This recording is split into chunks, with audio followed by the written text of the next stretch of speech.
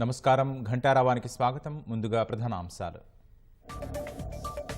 లోక్సభలో భద్రతా వైఫల్యం కేసులో 5 అరెస్ట్, మరొకరి కోసం గాలింపు, దర్యాప్తునకు ప్రత్యేక కమిటీ ఏర్పాటు.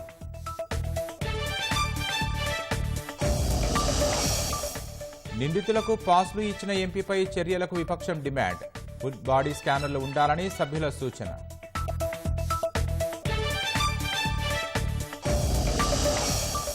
ఎయిర్పోర్టు మెట్రో ప్రాజెక్టు నిలిపివేతకు సీఎం ఆదేశం, పాత బస్తీ మీదుగా ప్రత్యామ్నాయ మార్గాల పరిశీలనకు సూచన.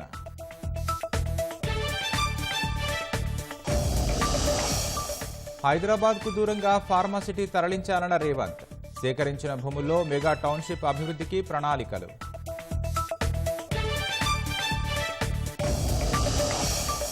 కామారెడ్డిలోని ఓ షాపింగ్ మాల్లో అగ్ని ప్రమాదం, కాలి బూడిదైన వస్త్రాలు, ఘటనపై పోలీసుల ఆరా.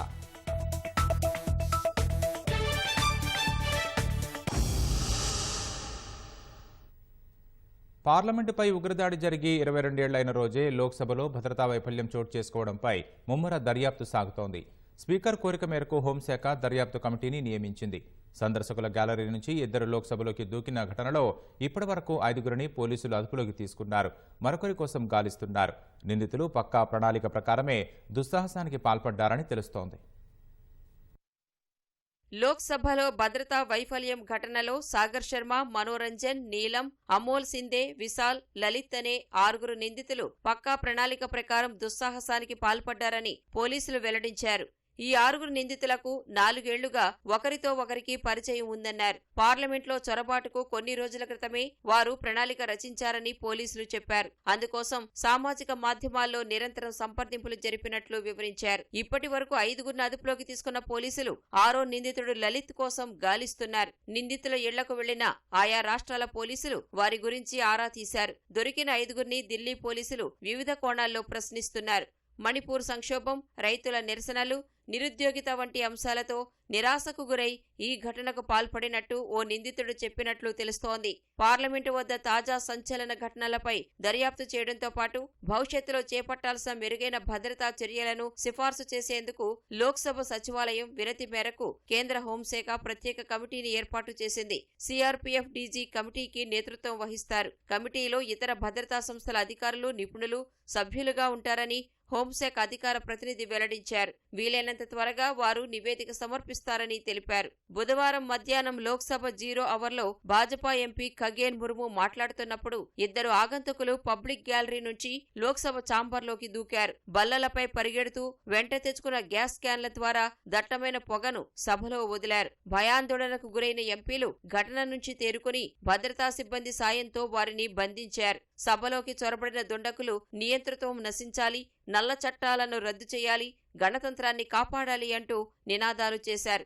అదే సమయంలో పార్లమెంటు వెలుపల క్యాన్లతో గ్యాస్ వదిలిన మరో 2 పోలీసులు పట్టుకున్నారు. అంతకుముందు వివిధ పార్టీల నేతలతో స్పీకర్ ఓం బిర్లా నిర్వహించిన సమావేశంలో 2 వ్యక్తులు లోక్సభ ఛాంబర్లోకి దూకిన ఘటనపై విచారణ జరిపించాలని విపక్ష సభ్యులు డిమాండ్ చేశారు. పార్లమెంటులో భద్రతా సమీక్షను ప్రారంభించారని హోంమంత్రిత్వ శాఖను కోరారు. పార్లమెంటులో భద్రతను సమీక్షించారని హోంశాఖకు లేఖ రాస్తారని స్పీకర్ సభ్యులకు చెప్పారు. సభ్యుల్లో నెలకొన్న ఆందోళనలపై ఈ సమావేశంలో చర్చించారు. ఈ సందర్భంగా వివిధ పార్టీల సభ్యులు పార్లమెంటు కొత్త భవనంలో భద్రతాపరమైన సమస్యలను లేవనెత్తారు. మహువా మొయిత్రా బహిష్కరణను ప్రస్తావించిన తృణమూల్ కాంగ్రెస్ సభ్యులు నిందితులకు ఎంట్రీ పాసులు ఇచ్చిన భాజపా ఎంపీ ప్రతాప్ సింహ పైన చర్యలు తీసుకోవాలని డిమాండ్ చేశారు. విమానాశ్రయాల తరహాలో ఫుల్ బాడీ స్కానర్లు ఏర్పాటు చేయాలని కొందరు ఒత్తిడి చేయగా, మరికొందరు ఛాంబర్ల వెలుపల రద్దీగా ఉన్న లాబీలపై ధ్వజమెత్తారు. నిందితులకు ఎంట్రీ పాసులను విపక్ష సభ్యులు ఇచ్చి ఉంటే కేంద్రం ఎలా స్పందించేదో అని పలువురు ఎంపీలు ప్రశ్నించారు. భారత్లో అత్యంత కట్టుదిట్టమైన భద్రత ఉండే ప్రాంతాల్లో పార్లమెంటు ఒకటి. సందర్శకులు పార్లమెంటు గ్యాలరీలోకి వెళ్లాలంటే 3 అంచెల భద్రతను దాటాల్సి ఉంటుంది. అటువంటి పటిష్ట భద్రత గల పార్లమెంటులో దుండగులు పొగగుట్టాలతో అలజడి సృష్టించడం భయాందోళనను కలిగించింది. అది కూడా కొన్నేళ్ల క్రితం పార్లమెంటుపై ఉగ్రదాడి జరిగిన డిసెంబర్ 13నే జరగడం సంచలనంగా మారింది. ఈ ఘటన పార్లమెంటు భద్రతా వ్యవస్థపై సందేహాలు రేకెత్తిస్తోంది. ఇంతకీ పార్లమెంటులో ఎలాంటి సెక్యూరిటీ ఉంటుంది, ఎవరినెవరిని అనుమతిస్తారో ఇప్పుడు చూద్దాం.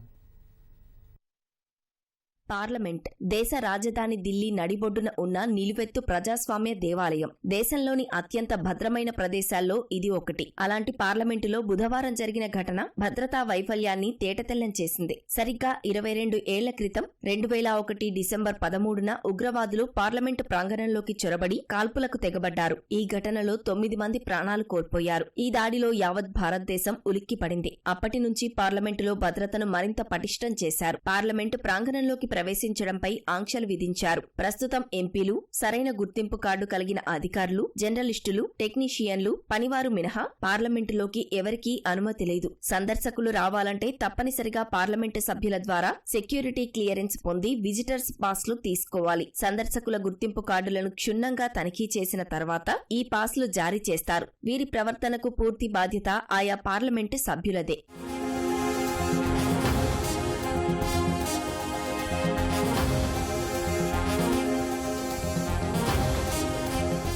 పార్లమెంటు భవనం చుట్టూ పటిష్టమైన భద్రతా వలయం ఉంటుంది. ఎంపీలు మినహా పార్లమెంటుకు వచ్చే సిబ్బంది సందర్శకులను క్షుణ్ణంగా తనిఖీ చేస్తారు. సందర్శకులు విజిటర్స్ గ్యాలరీకి వెళ్లాలంటే 3 అంచెల భద్రతా వ్యవస్థను దాటాలి. తొలుత పార్లమెంటు ప్రాంగణంలోని ప్రవేశ ద్వారం వద్ద, రెండోసారి భవనం వద్ద, చివరగా విజిటర్స్ గ్యాలరీ వెళ్లే మార్గంలోని కారిడార్లో పూర్తిగా తనిఖీ చేస్తారు.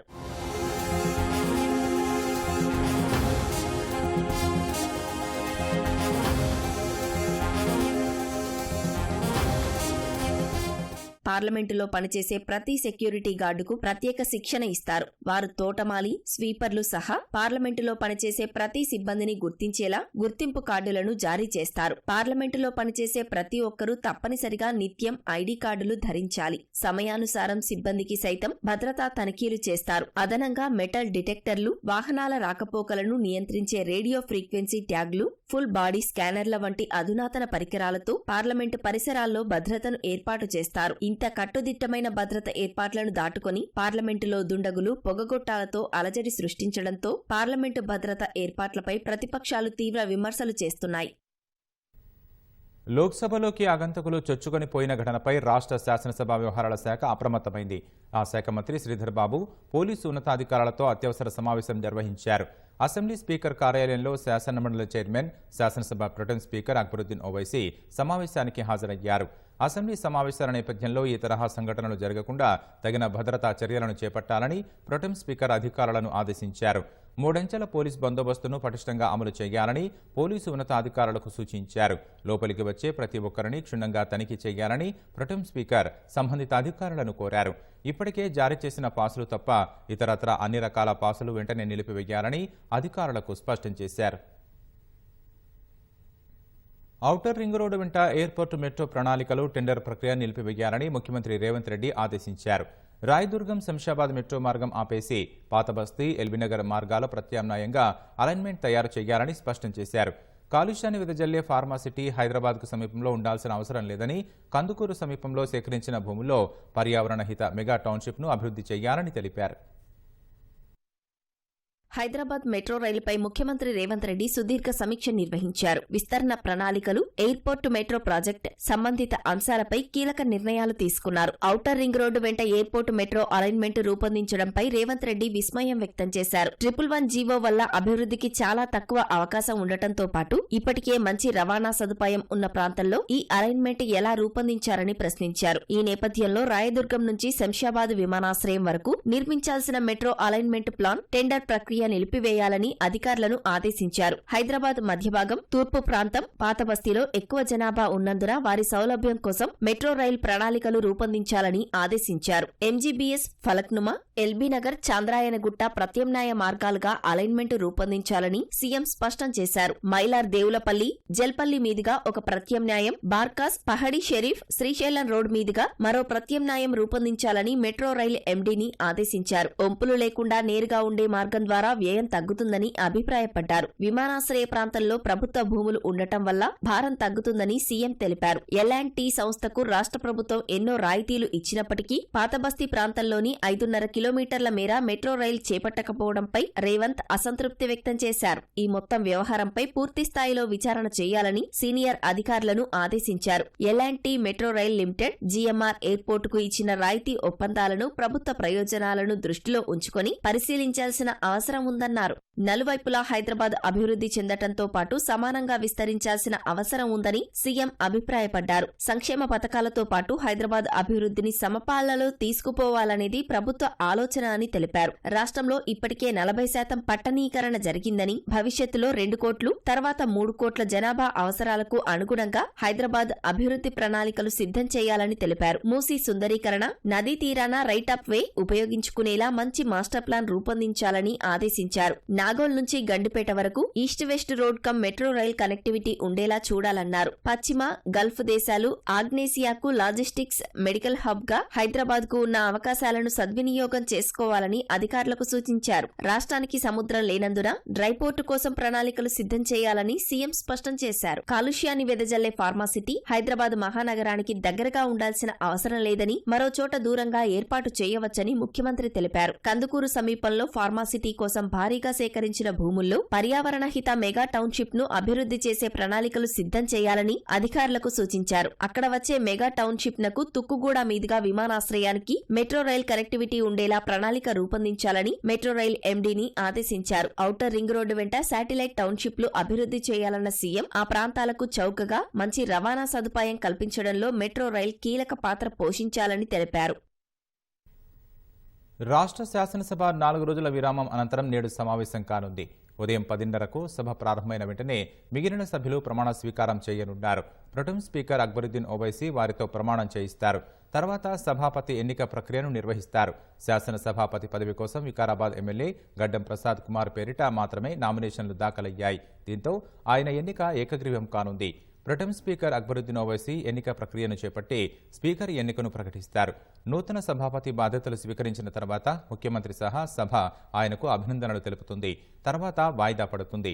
కొత్త శాసనసభ ఏర్పాటై మొదటి సమావేశాలు అయినందున ఉభయ సభల సభ్యులను ఉద్దేశించి గవర్నర్ తమిళిసై సౌందరరాజన్ రేపు ప్రసంగిస్తారు. గవర్నర్ ప్రసంగానికి మంత్రిమండలి ఆమోదం తెలపాల్సి ఉంటుంది. అందుకోసం అసెంబ్లీ వాయిదా పడిన వెంటనే ముఖ్యమంత్రి రేవంత్ రెడ్డి అధ్యక్షతన కేబినెట్ భేటీ కానుంది. రాష్ట్ర స్థూల ఉత్పత్తిలో సింహభాగం రంగారెడ్డి జిల్లాదే. 2022-23 ప్రాథమిక అంచనాల ప్రకారం జీఎస్డీపీలో రంగారెడ్డి జిల్లా వాటా 18% పైగా ఉంది. హైదరాబాద్, మేడ్చల్ జిల్లాలు తర్వాతి స్థానాల్లో ఉండగా ములుగు జిల్లా చివరి స్థానంలో ఉంది. తలసరి ఆదాయంలోనూ రంగారెడ్డి, హైదరాబాద్ మొదటి 2 స్థానాల్లో ఉండగా వికారాబాద్ చివరన ఉంది. రాష్ట్రంలో సగానికి పైగా వ్యవసాయ రంగంలోనే ఉపాధి పొందుతున్నారు. ఐటీ ఎగుమతుల్లో 31% వృద్ధి ఉండగా ఆ రంగంలో ఉద్యోగుల సంఖ్యలో 16% పెరుగుదల ఉంది. రాష్ట్ర ఆర్థిక రంగానికి సంబంధించి ప్రణాళిక శాఖ ప్రత్యేక పుస్తకాన్ని రూపొందించింది. ఉప ముఖ్యమంత్రి మల్లు భట్టి విక్రమార్క ఆవిష్కరించిన తెలంగాణ ఎకానమీ పుస్తకంలో పలు వివరాలను పొందుపరిచారు. 2022-23 ప్రాథమిక అంచనా ప్రకారం రాష్ట్ర స్థూల జాతీయ ఉత్పత్తి 13,13,391 కోట్ల రూపాయలు. జీఎస్డీపీ వృద్ధి రేటు 16.3% కాగా జాతీయ వృద్ధి 16.1%గా ఉంది. జిల్లాల వారీగా చూస్తే రాష్ట్ర స్థూల ఉత్పత్తిలో రంగారెడ్డి అగ్రభాగాన ఉంది. రంగారెడ్డి స్థూల ఉత్పత్తి 2,41,843 కోట్ల రూపాయలుగా అంచనా వేశారు. రాష్ట్ర స్థూల ఉత్పత్తిలో ఇది 18% పైగా ఉంది. 1,86,158 కోట్లతో హైదరాబాద్ 2వ స్థానంలో, 76,415 కోట్లతో మేడ్చల్, మల్కాజ్గిరి జిల్లా 3వ స్థానంలో ఉన్నాయి. సంగారెడ్డి, నల్గొండ, ఖమ్మం జిల్లాలు 35,000 నుంచి 75,000 కోట్ల మధ్య ఉన్నాయి. నిజామాబాద్, భద్రాద్రి కొత్తగూడెం, మహబూబ్ నగర్, సూర్యాపేట, సిద్దిపేట జిల్లాలు 25,000 నుంచి 35,000 కోట్ల మధ్య ఉన్నాయి. కరీంనగర్, యాదాద్రి భువనగిరి, మెదక్, హన్మకొండ, పెద్దపల్లి, కామారెడ్డి, మంచిర్యాల, జగిత్యాల, నాగర్ కర్నూల్, వికారాబాద్, వరంగల్, మహబూబాబాద్ జిల్లాలు 15,000 నుంచి 25,000 కోట్ల మధ్యలో ఉన్నాయి. మిగిలిన జిల్లాలైన ఆదిలాబాద్, నిర్మల్, జోగులాంబ గద్వాల, వనపర్తి, జనగాం, జయశంకర్, రాజన్న సిరిసిల్ల, నారాయణపేట, కుమ్రంభీం, ఆసిఫాబాద్, ములుగు జిల్లాల స్థూల ఉత్పత్తి 15,000 కోట్ల కన్నా తక్కువగా ఉంది. కుమ్రంభీం జిల్లా స్థూల ఉత్పత్తి 9,577 కోట్లుగా అంచనా వేయగా ములుగు జిల్లా 6,162 కోట్లతో చివరన ఉంది. ప్రస్తుత ధరల ప్రకారం రాష్ట్ర తలసరి ఆదాయం అంచనా 3,12,398 రూపాయలు. ఇది జాతీయ సగటు 1,72,276 రూపాయల కన్నా అధికంగా ఉంది. 2014-15 నుంచి 2022-23 వరకు తెలంగాణ ప్రజల తలసరి ఆదాయం 5-6 ఏళ్లలో రెట్టింపయిందని, ఇదే సందర్భంలో జాతీయ సగటు 8 ఏళ్లుగా ఉందని వివరించారు. తలసరి ఆదాయం విషయంలోనూ రంగారెడ్డి జిల్లా 8,15,996 రూపాయలతో మొదటి స్థానంలో ఉంది. 4,03,214 రూపాయలతో హైదరాబాద్ జిల్లా రెండో స్థానంలో ఉంది. సంగారెడ్డి జిల్లా తలసరి ఆదాయం 3,08,166 రూపాయలు. మేడ్చల్, మల్కాజ్గిరి, యాదాద్రి, భువనగిరి, నల్గొండ, మహబూబ్నగర్, మెదక్, భద్రాద్రి కొత్తగూడెం, జయశంకర్, భూపాలపల్లి, ఖమ్మం, సిద్దిపేట, పెద్దపల్లి, సూర్యాపేట జిల్లాల తలసరి ఆదాయం 2 లక్షల నుంచి 2,75,000 రూపాయల మధ్య ఉంది. కరీంనగర్, మంచిర్యాల, వరంగల్, జనగాం, నాగర్ కర్నూల్, నిర్మల్, ఆదిలాబాద్, మహబూబాబాద్, ములుగు, వనపర్తి జిల్లాల తలసరి ఆదాయం 1,75,000 నుంచి 2 లక్షల రూపాయల మధ్య ఉంది. నిజామాబాద్, కామారెడ్డి, రాజన్న సిరిసిల్ల, జోగులాంబ, గద్వాల, నారాయణపేట, జగిత్యాల, కుమ్రంభీం, ఆసిఫాబాద్, హన్మకొండ, వికారాబాద్ జిల్లాల తలసరి ఆదాయం 1,50,000 నుంచి 1,75,000 రూపాయల మధ్య ఉంది.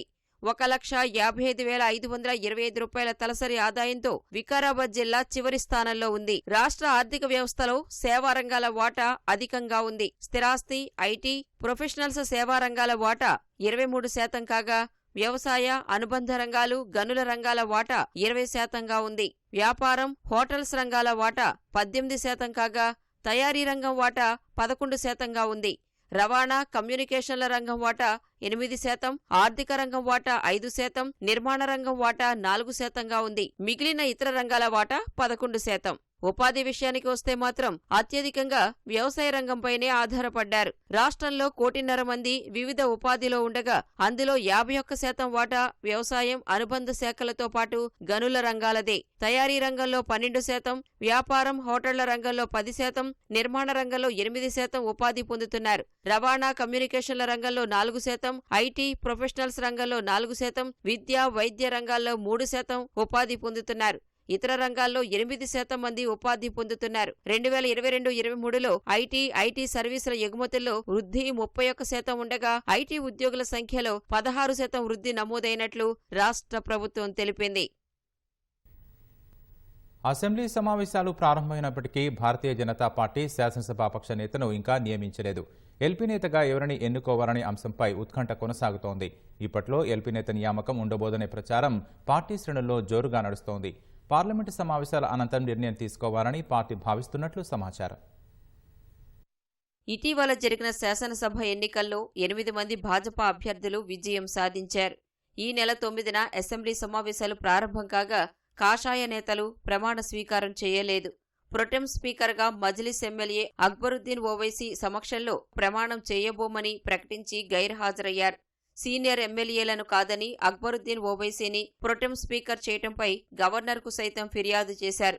ఇవాళ సమావేశాలు ప్రారంభం కానుండటంతో స్పీకర్ గడ్డం ప్రసాద్ సమక్షంలో ప్రమాణం చేయాలని భావిస్తున్నారు. ఈసారి శాసనసభాపక్ష నేత లేకుండానే సమావేశాల్లో పాల్గొనున్నట్లు తెలిసింది. గత ఎన్నికల్లో భాజపా నుంచి కేవలం రాజాసింగ్ ఒక్కరే గెలుపొందగా తరువాత ఉప ఎన్నికల్లో రఘునందన్ రావు, ఈటెల విజయం సాధించారు. కాగా ఎల్పీ నేతగా రాజాసింగ్కు పార్టీ అవకాశమిచ్చింది. ఇటీవలి ఎన్నికల్లో భాజపా 8 స్థానాల్లో గెలుపొందడంతో ఎల్పీ నేత రేసులో రాజాసింగ్తో పాటు ఏలేటి మహేశ్వర్రెడ్డి, కాటిపల్లి వెంకటరమణారెడ్డి ఉన్నట్లు పార్టీ వర్గాల్లో చర్చ జరుగుతోంది. నేతల మధ్య ఆధిపత్య పోరు కారణంగా ఇప్పుడే ఎల్పీ నేతను నిర్ణయిస్తే నష్టపోయే ప్రమాదముందని హైకమాండ్ గ్రహించినట్లు సమాచారం. పార్లమెంటు సమావేశాల తర్వాతే నిర్ణయం తీసుకునే అవకాశముందని తెలుస్తోంది. శాసనసభాపక్ష నేత నియామకంపై జాతీయ నాయకత్వం తాత్సారం చేయడంపై పలు అనుమానాలు వ్యక్తమవుతున్నాయి. రాజస్థాన్లో మొదటిసారి ఎమ్మెల్యే అయిన నేతకు భాజపా ముఖ్యమంత్రి పీఠం కట్టబెట్టింది. దీని ప్రకారం చూస్తే మాజీ సీఎం కేసీఆర్ ప్రస్తుత సీఎం రేవంత్ రెడ్డిని ఓడించిన కామారెడ్డి ఎమ్మెల్యేకి అవకాశం కల్పించనుందా, లేక 2 సార్లు గెలిచిన ఏలేటి మహేశ్వర్రెడ్డికి అవకాశం కల్పించనుందా అనేది ప్రశ్నార్థకంగా మారింది.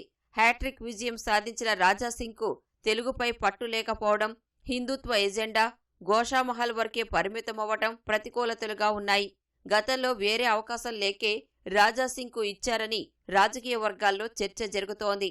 శాసనసభాపక్ష నేతగా ఎమ్మెల్యేల అందరి అభిప్రాయం తీసుకున్నాకే పార్టీ తుది నిర్ణయం వెలువరించే అవకాశం ఉన్నట్లు సమాచారం. అందరితో కలుపుకుని వెళ్లే నేతకే అవకాశం ఇవ్వనున్నట్లు చర్చ జరుగుతుండగా పార్టీ ఎవరివైపు మొగ్గు చూపుతుందనేది ఉత్కంఠను కలిగిస్తోంది. యాసంగిలో సాగునీరు 30 లక్షల లోపు ఎకరాలకు మాత్రమే అవకాశం కనిపిస్తోంది. అన్ని రకాలుగా 28,95,000 ఎకరాలకే సాగునీరు అందించాలని నీటిపారుదల శాఖ ప్రతిపాదించింది. గతేడాదితో పోలిస్తే ఈ యాసంగిలో ఆయకట్టు తగ్గనుంది. నీటి కొరతతో నాగార్జునసాగర్ కింద 1 ఎకరానికి కూడా నీరు ఇవ్వలేని పరిస్థితి ఏర్పడింది. యాసంగిలో ఇచ్చే సాగునీరు విషయమై హైదరాబాద్ జలసౌధలో జరిగిన రాష్ట్ర స్థాయి సమగ్ర నీటి ప్రణాళిక నిర్వహణ కమిటీ సమావేశం ప్రతిపాదనలు సిద్ధం చేసింది. భారీ, మధ్య తరహా, చిన్న నీటిపారుదల కింద సాగునీరు అందించే విషయమై సమావేశంలో చర్చించారు. వర్షాలు లేకపోవడం, ఆశించిన స్థాయిలో వరద రాకపోవడంతో కృష్ణా బేసిన్లోని ప్రాజెక్టులు వెలవెలబోతున్నాయి. దీంతో ఆయా ప్రాజెక్టుల కింద వానాకాలం పంట సాగు కష్టంగా కొనసాగింది. ప్రస్తుతం ఆయా ప్రాజెక్టుల్లో కేవలం తాగునీటి అవసరాల మేరకే నీటి నిల్వలు అందుబాటులో ఉన్నాయి. గోదావరి బేసిన్లోని ప్రాజెక్టుల్లో మాత్రం నీరు ఉంది. ఆయా ప్రాజెక్టులోని ప్రస్తుతం నీటి నిల్వలు, ఆయకట్టు విస్తీర్ణం తదితర అంశాలను పరిగణలోకి తీసుకుని ప్రాజెక్టుల వారీగా యాసంగిలో సాగునీరు అందించే ప్రతిపాదనలు సిద్ధం చేశారు. ప్రతిపాదనలపై టెరిటోరియల్ వారీగా చీఫ్ ఇంజనీర్లతో ఈఎన్సీ మురళీధర్ చర్చించారు. ప్రాజెక్టుల వారీగా నీటి నిల్వలను పరిగణలోకి తీసుకుని యాసంగిలో ఎంత ఆయకట్టుకు నీరివ్వాలన్న విషయమై ఓ స్పష్టతకు వచ్చారు. 2023-24 యాసంగిలో మొత్తంగా 28.95 లక్షల ఎకరాలకు మాత్రమే సాగునీరు ఇవ్వాలని నిర్ణయానికి వచ్చి ప్రభుత్వానికి ప్రతిపాదనలను పంపారు. నిరుడు యాసంగిలో 33,65,000 ఎకరాలకు సాగునీరు ఇచ్చారు.